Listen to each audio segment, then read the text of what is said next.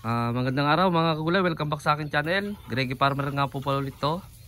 Nandito tayo sa talungan mga kagulay, di lang ako makalapit kasi medyo maputik na mga kagulay. Nandito na ako sa sa kubo mga kagulay.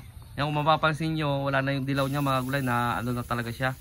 Ang problema lang mga kagulay, naka-recover na nga siya, pero inulan na naman kami ng malalakas mga kagulay. Ngayon nga lang uminto. Ayan ang panahon sa amin mga kagulay. Yan, kung mapapansin nyo, tubig-tubig na naman doon mga kagulay. Bali, naka-harvest na kami ngayon mga kagulay. Bali, di ba nga natigil siya sa 19 harvest, ngayon naka-harvest na ulit kami mga kagulay. Bali, mga 2 linggo yata kaming walang harvest mga kagulay, mga ganon. Na gawa nga ng nanilaw siya, tapos mga 3, mga 2, basta mga nandun mga kagulay. Bali ngayon na siya, naka-recover na siya, may mga bulaklak na rin, napakita ko naman nung nakarang vlog ko. Ayan, green na pa rin naman siya mga kagulay. Bali nag-harvest kami, pang 20 harvest, wag nyo asahan na madami mga kagulay kasi yun nga, sabi ko nasa 1314 na lang tong gawa nung kalahatin nung mas marami yung nabunot na mga kagulay. Gawa nga talagang hindi na maka-recover doon. Tinitignan ko yung puno niya, iba na. Kaya pinabunot ko na lang, tinaniman ko ng pipino, kaya ito na lang. Mga nasa 1314 na itong natira. Nag-harvest kami ngayon mga kagulay pang kumbaga unang harvest namin to simula nung pagpaparecover namin mga kagulay. Ito siya. Umabot na rin siya sa 14 na puno. Umabot na siya sa unang harvest niya uli ay umabot na siya ng 114. At saka bumalik na yung niya, ganda ng bunga niya mga kagulay. Yan Yan. Bumalik na siya. Unti-unti na siyang bumabalik yung ganda ng bunga niya mga kagulay. Ayan. Ayan, kahit saan ako dumampot dyan mga kagulay. Ayan. Bali, tag 15 to mga kagulay, tag 15 kilos. Kung bibilangin nyo, 1, 2, 3, 4, 5, 6, 7, 105 plus yung 9 na kilo. Tapos meron tayong class B na 30 kilos mga kagulay. Yan. 30 kilos. Bali, pang 20 harvest na to kung isasama natin nung hindi pa siya nadadali ng ulan. Pero nung itong harvest na to, unang harvest niya simula nung ipa-recover natin mga kagulay. Yan siya. Yan mga kagulay. Tapos yung natin, unti na lang siya mga kagulay. Mga nasa, hindi ko pa to kasi tinitimbang, mga nasa 20 plus din to mga kagulay. Mga nasa 25 siguro to. Mga ganyan. Basta hindi na nalalagpas to ng 25. Yan, maganda pa rin naman yung bunga niya. Ito ay titignan natin yung listahan natin mga kagulay. Ayan dito ang listahan. Sitaw. Pang siyam na harvest mga kagulay yung sitaw natin. Pang siyam na harvest. Ayan siya. Ayan. Bali makikita nyo dito. Ang ulam namin mga kagulay ay siyempre, natural ang ulam namin ay torta, gawa nga ng bagong harvest. Bagong harvest yan mga kagulay. Basta yung sitaw natin, may unting reject. Ayan. May hapon naman yan mga kagulay. Ganito lang yung namin dito. Mga ulam namin. Ayan. Tapos may itlog. Mga ganun mga kagulay. Bale ito mga kagulay.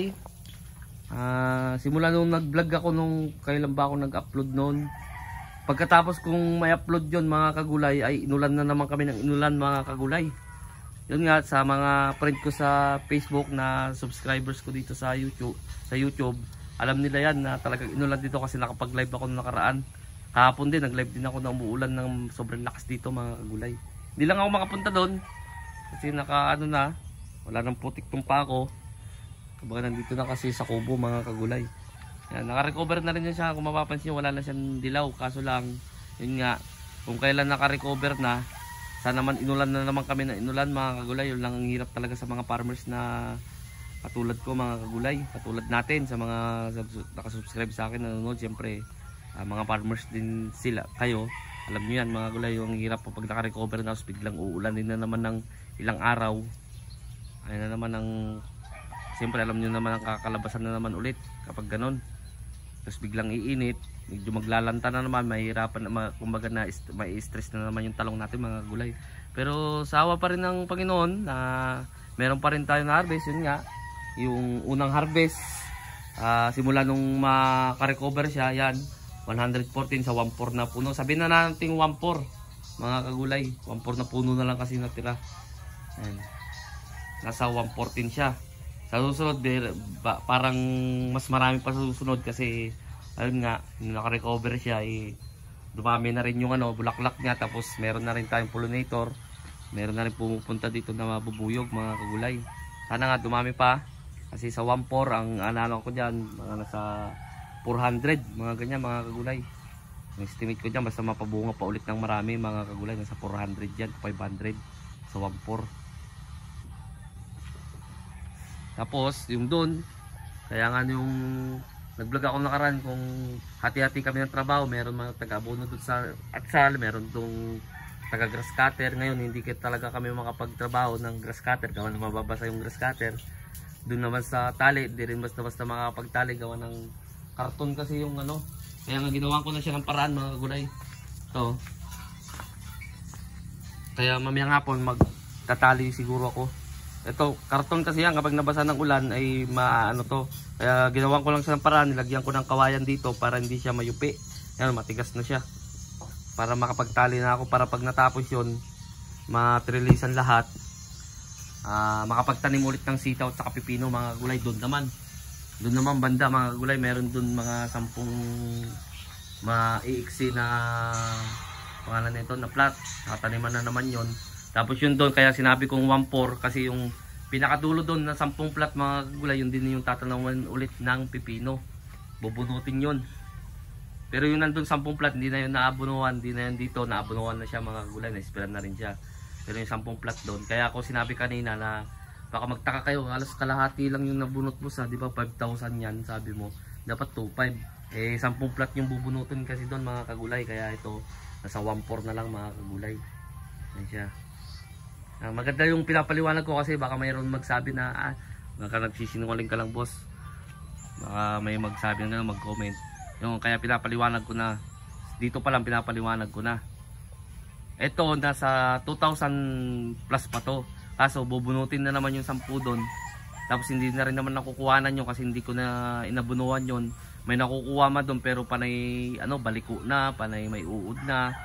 Kaya pagkatapos namin mag-trellis, kasi ang plano ko dito mga gulay, pagkatapos namin materialisan yung yung pipino at saka sitaw, so pasusundan namin ulit doon ng pipino para wala na siyang tigil mga gulay. Tapos yung natira doon nga, nakwento ko kanina, 10 plat na may iksi, at yun naman ang tataniman ng sitaw. Doon na lang itatanim kasi mas magaan yung sitaw, mas malayo kasi siya mga gulay, dito na lang mas malapit yung tataniman ng pipino kasi dito ipupunta mga gulay. Siyempre mabigat ang pipino para hindi rin mahirapan yung tao natin na magbuhat kumbaga ng pipino kapag may bunga na siya, kaya doon na lang ipopwesto yung pipino. Yan mga kagulay, yun yung ganap ngayon dito. Bali pang 20 harvest to, ulitin ko pang 20 harvest. Tapos pero kung susumahin pang unang harvest siya simula nung pinarecover natin siya mga kagulay. Ngayon yung una niyang harvest. So hanggang dito na lang ako mga kagulay. Sa bago pa lang sa munting channel ko, huwag niyo kalimutang mag-subscribe. Click nyo na rin po yung notification bell para update kayo lagi sa gagawin kong video tungkol dito sa pagtatanim ko ng iba't ibang klaseng gulay. Maraming salamat po sa inyo. God bless po sa ating lahat.